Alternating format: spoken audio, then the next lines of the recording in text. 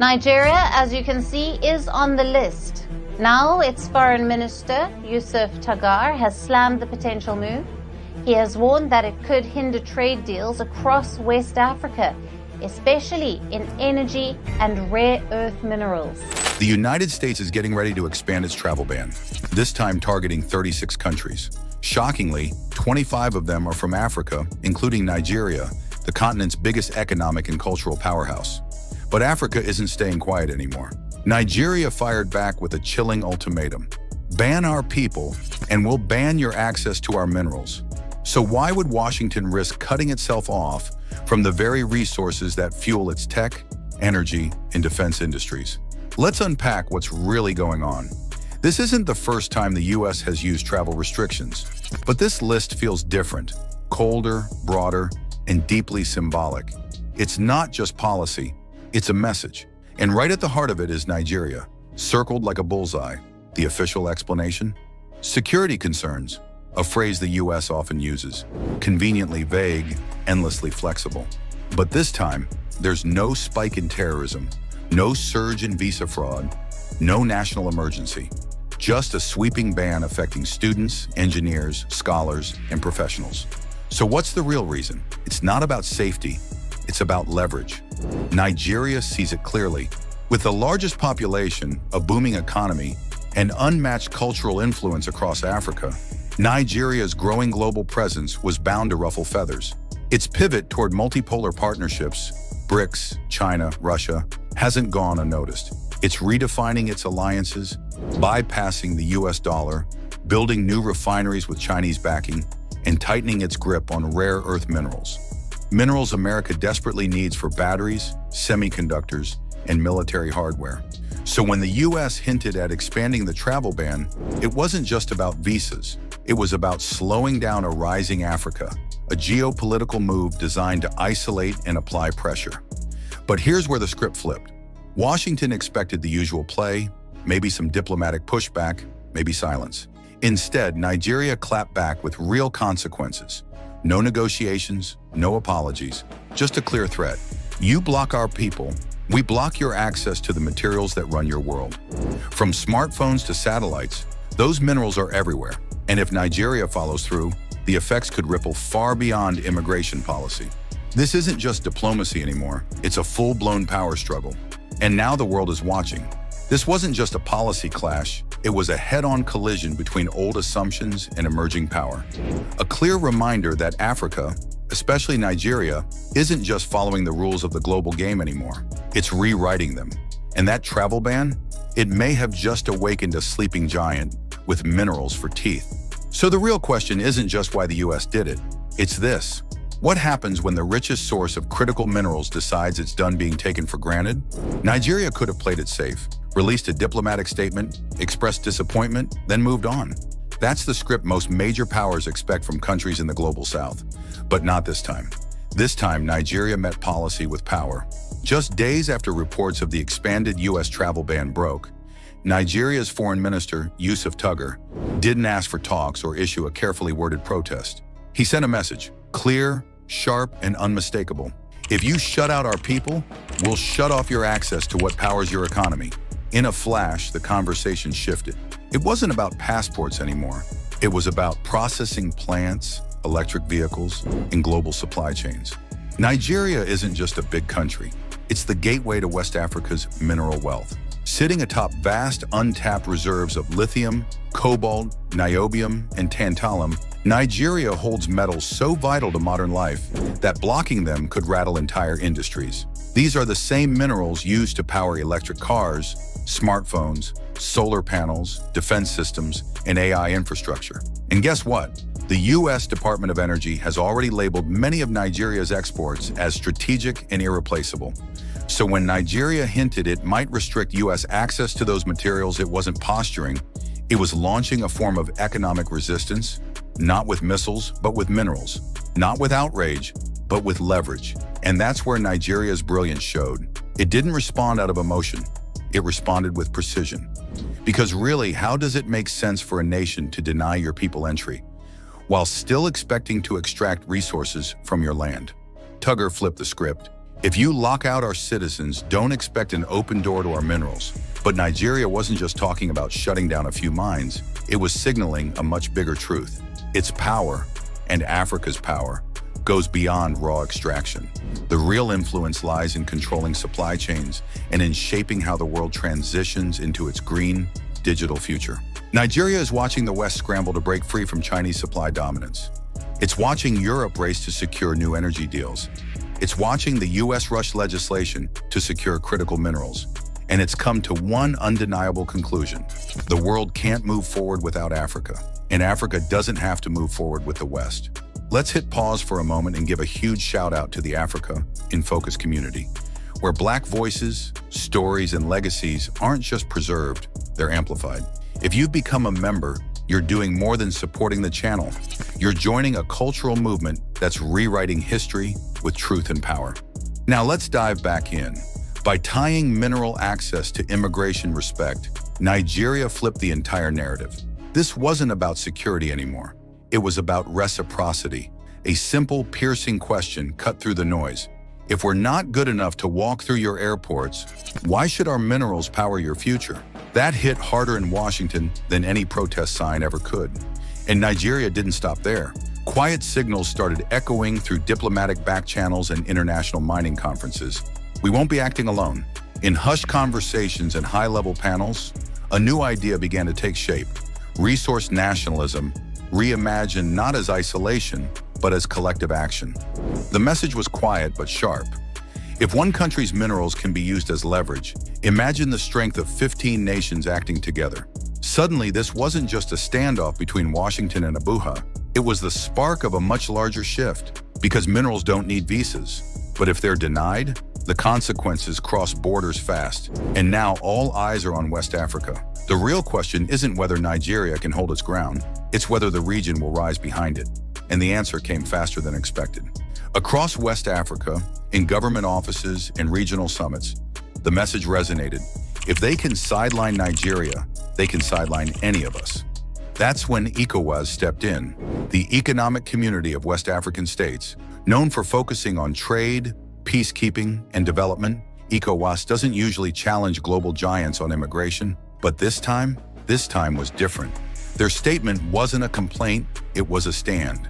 They warned that the proposed U.S. travel ban wouldn't just damage ties with Nigeria, it would undermine the future of the entire region. They condemned it as a block to development and a betrayal of the principles of mutual respect and cooperation. But that was just the surface. Behind closed doors, ECOWAS began reviewing how this policy could ripple through U.S.-backed projects, power corridors, digital networks, mining infrastructure stretching across Nigeria, Niger, Ghana, Guinea. If the U.S. could single out one nation with a signature, what protection did the rest of the region have? Then came the turning point. Multiple ECOWAS members, Senegal, Burkina Faso, Sierra Leone, started pushing a bold new idea: collective mineral negotiation frameworks. Think OPEC, but for lithium, cobalt, and rare earths. This would give West African nations the power to set regional prices, define export rules, and, most importantly, decide who gets access and who doesn't. Put simply, if you isolate one of us, we decide, together, what you lose. This was a game changer. For decades, African nations have been picked off one by one at the global bargaining table, negotiated with separately, pressured individually. But the U.S. travel ban exposed something deeper. Unity isn't just a dream, it's a strategy. And suddenly, that strategy had teeth. ECOWAS wasn't just defending mineral rights, it was thinking bigger. What if U.S. universities lost 40% of their West African student enrollment? What if the stream of remittances started to dry up? What if American companies trying to break into African markets ran headfirst into red tape? The quiet power in all this wasn't just what ECOWAS was saying, it was how the rest of the world was reacting. In Beijing, Delhi, even Ankara, diplomats saw an opening and moved fast. China's Belt and Road representatives began courting nations on the U.S. blacklist. India floated new visa partnership deals in African embassies. Turkey rolled out regional digital infrastructure plans, built to skip over Western control entirely. The message from the Global South was clear. If the West turns its back, we won't stand alone. We'll stand together, and we won't stand still. Suddenly, ECOWAS, often treated as a footnote in global diplomacy, was in the driver's seat. They weren't reacting to U.S. pressure. They were shaping Africa's terms of engagement on visas, minerals, and mutual respect. And that's when this moment became something far more powerful than a dispute over passport access. Because when a region decides to connect identity with industry, people with power, and sovereignty with supply chains, a new model is born, one the U.S. never saw coming. So now the real question is, what happens when this rising regional unity starts affecting not just diplomacy, but the global economy, tech industries, and America's clean energy ambitions? Before we move on, don't forget to like, share, and subscribe to Africa in Focus, your source for deep stories on Black identity, history, and civilization that mainstream media won't touch. Let's continue. By the time ECOWAS made its position public, it wasn't just diplomats who were listening, it was the markets. What started as a visa ban aimed at controlling immigration was now threatening something far more fragile, the global flow of critical minerals. And for the first time, CEOs in Silicon Valley and policy hawks in DC had to confront a question they'd never seriously considered. What if Africa stopped shipping? This wasn't just about a few mines going quiet. The real danger was interdependence. Today's global economy doesn't run on finished products. It runs on the quiet, constant movement of raw materials. Materials dug from African soil, shipped across oceans, and embedded in every chip, battery, screen, and sensor the modern world depends on.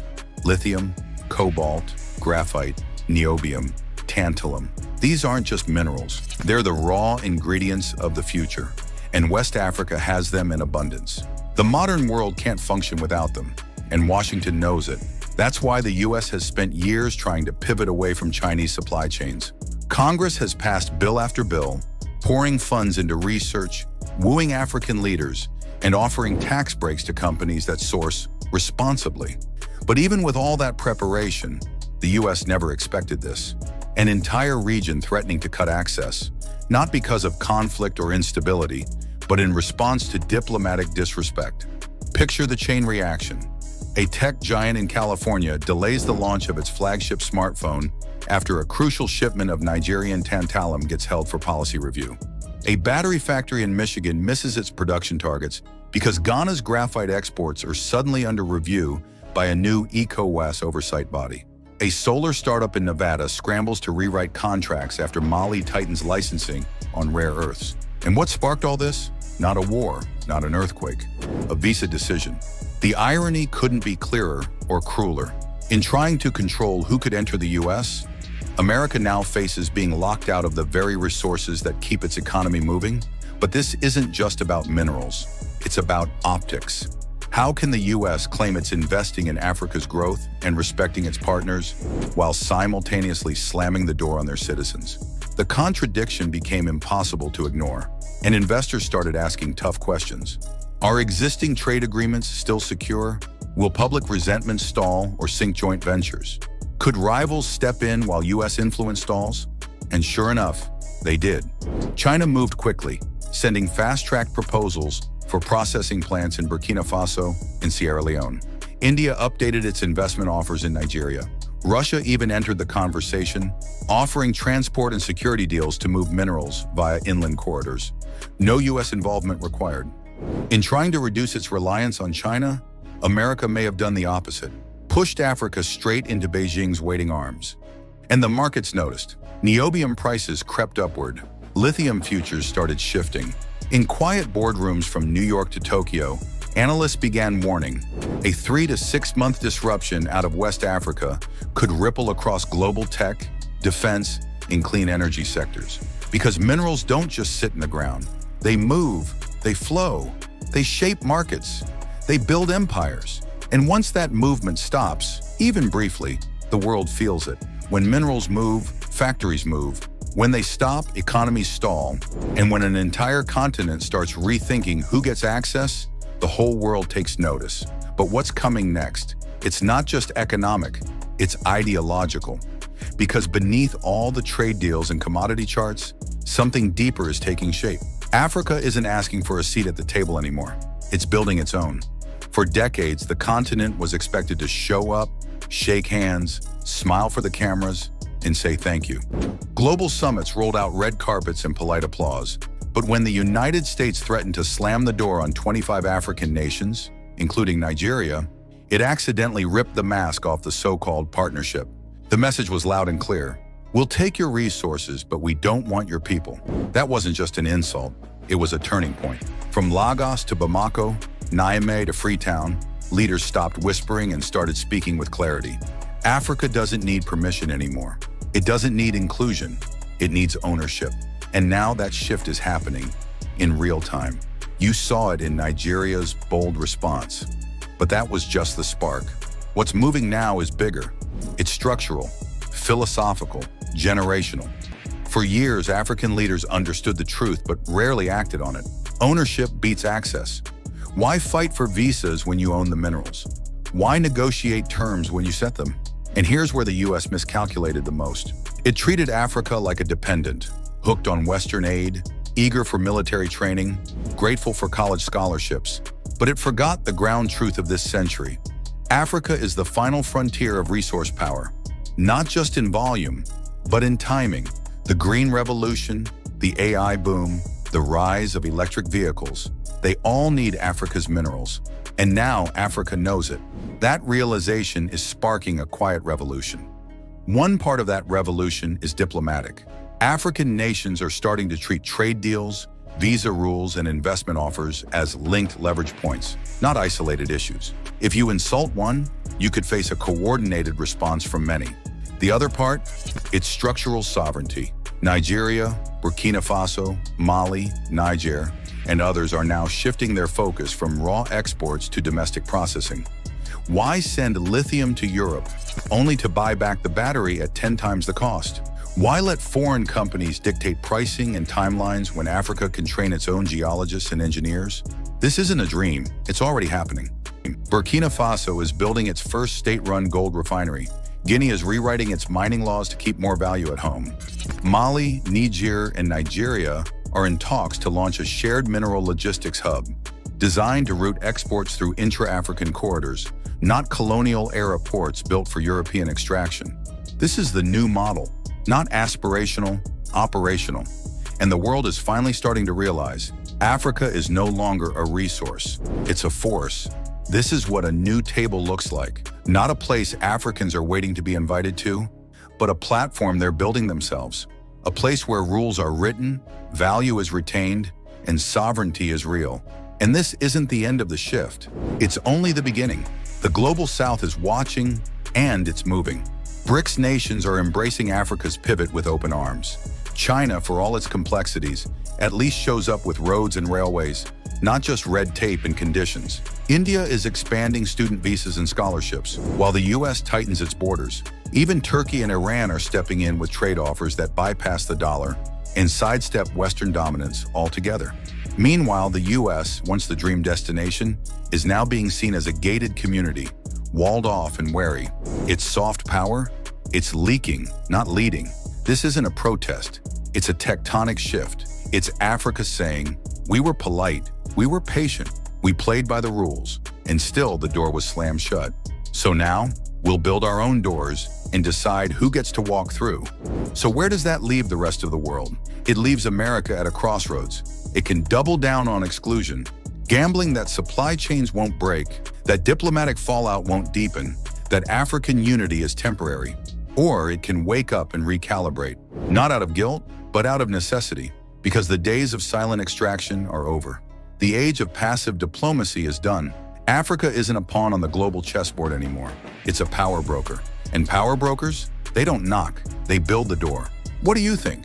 Did the travel bans hurt Africa or wake it up? Will Trump or Washington regret the decision? Drop your thoughts in the comments. Is it too late to change course?